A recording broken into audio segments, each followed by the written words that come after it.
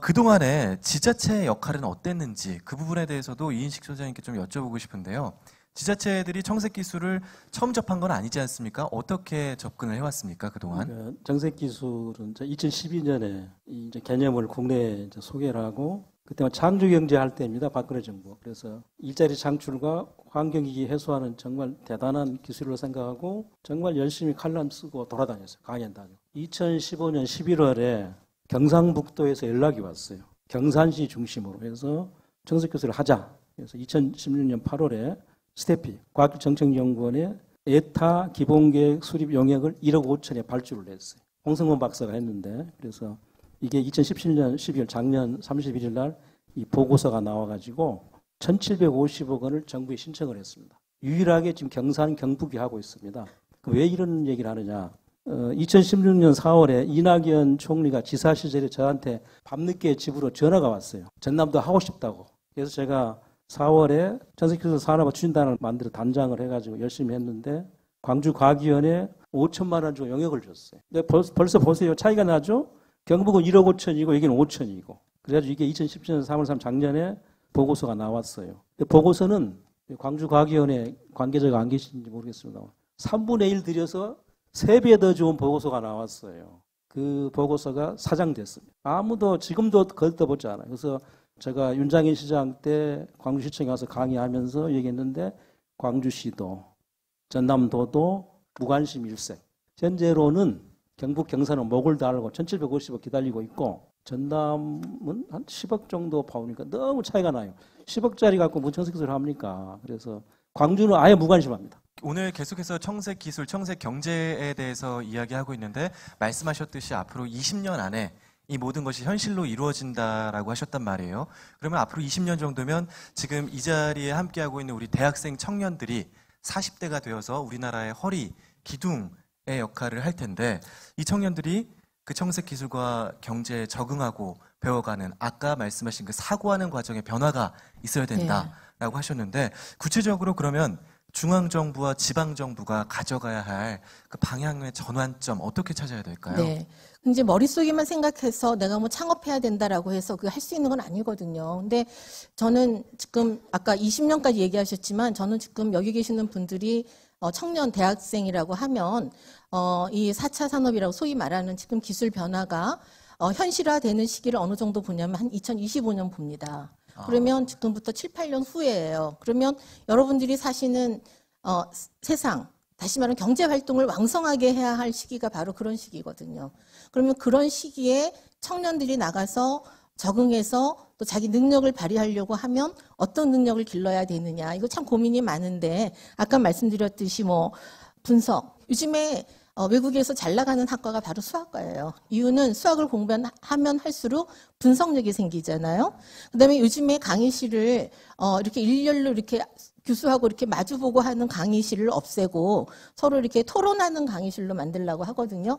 저희들한테 그 교육부에서 주는 자료를 보면 강의하지 말라고 합니다. 지식 가르치지 말고 지식을 통해서 뭔가 생각하고 결론을 도출할 수 있고 하는 그런 능력. 아까 제가 과정이라고 말씀드렸는데 지식을 만들어가는 과정을 체험하고 그 과정의 문제 해결 능력을 체득해라. 그게 이제 생존하는 방법이다. 이렇게 얘기하는데, 저도 학교에서 공부를 가르치는 사람이지만, 말로는 쉽지만, 저는 정말 청년들한테 어려운 숙제를 내주는 것은 아닌가, 이런 생각이 드는데, 청년들이 바로 이렇게 생각하면서 배울 수 있는 그런 것을 기회를 정부가 제공해야 된다고 생각을 합니다. 그래서 정부가 할 일이 굉장히 이런 부분에서 산업구조 전환도 하면서 이걸 거기에 그 청년들이 계속 그 분야별로 끼어 들어갈 수 있는 그런 좀 정교하면서 섬세한 정책을 그리고 이걸 또 좀 더 시스템화된 정책을 그려야 될 거라고 생각을 합니다. 박기원 교수님께 여쭙고 싶은 게 청년 일자리를 위해서 청색 뉴딜 정책을 구상하셨다고. 네, 제가 청년을 위해서 뉴딜이라도 해야 된다 이런 말을 하고 있는데요.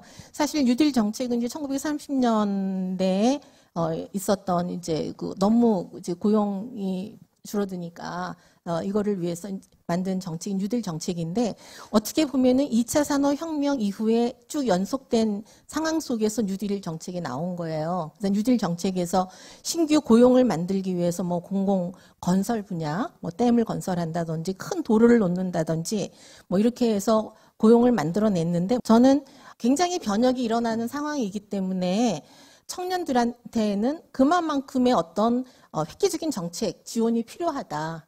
지금 우리나라가 그렇게 잘하고 있는 제조업들을 ICT로 막 묶어서 모듈을 조합해서 만들어내야 되는 것이 과제고 그 과제 속에 청년들이 끼워 들어가야 되고 뭐 청년뿐만이 아니라 우리 뭐 모든 이제 우리 국민들이 끼워 들어가서 신규 고용 속에 들어가야 되는데 직업 전환 교육도 다 필요한 거잖아요. 그런 거를 할 수 있는 어떤 뉴딜만큼의 정책이 필요하다. 그래서 이왕 쓰는 돈, 아까 제가 공공부문에서 다 하려고 하지 말고 민간 부분에 기업 만들어줘야 되고 한다고 말씀드렸듯이 그런 거를 할 수 있는 뉴딜만큼의 예전에 큰 도로를 놨다고 하면 이제는 작은 도로를 건설하는 근데 그 작은 도로를 누가 건설하느냐 개인이 자기 능력을 갖고 건설하게 만들어주는 그러니까 개인에게 투자하는 뉴딜 아까 말씀드렸듯이 지금 산업혁명의 구조는 플랫폼이 만들어지는 중이잖아요. 그러니까 플랫폼이라고 하면 전체가 이렇게 틀이 있어야 되잖아요. 그러니까 정부가 틀을 만들면 내가 뭘 만들든지 간에 연결하는 거죠. 우리 집에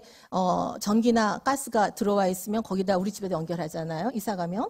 그것처럼 자기가 자기만의 것을 만들어서 연결시킬 수 있도록 그런 것을 청년들에게 지원해주는 그리고 그 아이디어는 작은 것도 좋고 큰 것도 좋고 뭐 아기자기한 자기만의 아이디어를 가지고 자기만의 모듈을 만들어서 조합을 만드는 거죠. 그러면 조합 속에 아까 먹이금을 말씀드렸는데 먹이금을 어디에도 끼워 들어가게 해주는 그런 정부의 지원 이런 것들을 제가 이제 청년을 위한 청색 뉴딜이다. 그러니까 다양성의 모듈을 만드는 그런 지원을 정부가 좀 했으면 좋겠다라고 해서 그렇게 말씀을 드렸고요.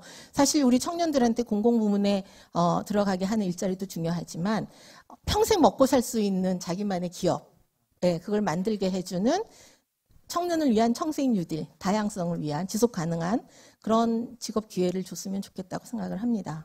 청색 기술의 비전을 통해서 우리 20대들에게 전하고 싶은 어떤 희망의 메시지 있으시다면 이 소장님 희망을 주십시오. 네. 브루오션 경쟁자가 없는 게 바로 청색 기술입니다. 이것도 물론 우리가 손 놓고 3, 4년 뒤면 또 바뀔 거예요. 지금이 적지예요. 근데 우리 과학 기술이 항상 뭐죠? 패스트 팔로우 쫓아다녀 열심히. 퍼스트 무버는 된 적이 없어요. 제가 아는 상식으로 우리가 퍼스트 무버 될 건 아무것도 청색 기술 하나밖에 지금 안 남았어요. 유일하게. 이 기회입니다. 그래서 여러분들이 청색 기술을 열심히 하시는데 뭘 공부하라는 거냐? 청색 기술은 기본이 나노 기술입니다. 나노 생명공학 두 가지를 열심히 하셔가지고 조만간 열릴 청색 기술 시대에 한국에서 안 되면 다른 나라 가세요. 중국 같은 데 열심히 해요. 가서 고급 급여를 받는 훌륭한 전문가가 되기를 부탁드립니다.